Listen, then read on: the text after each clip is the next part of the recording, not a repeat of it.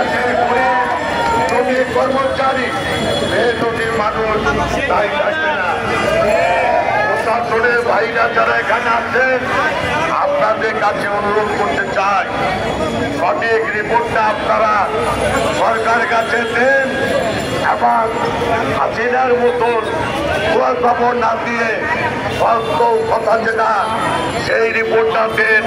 ওদের আউটসোর্সিংয়ের দাবি দেওয়া মানে নেওয়ার জন্য যে সত্যি যে রিপোর্টটা সেই রিপোর্টটা প্রধান উপদেষ্টা সহ অর্থ মন্ত্রণালয় উপদেষ্টা, শ্রম উপদেষ্টা, শিল্প উপদেষ্টা সহ এবং সাহিত্য উপদেষ্টা সহ যেখানে যে উপদেষ্টা আছে সবার কাছে রিপোর্টটা পৌঁছে দেন।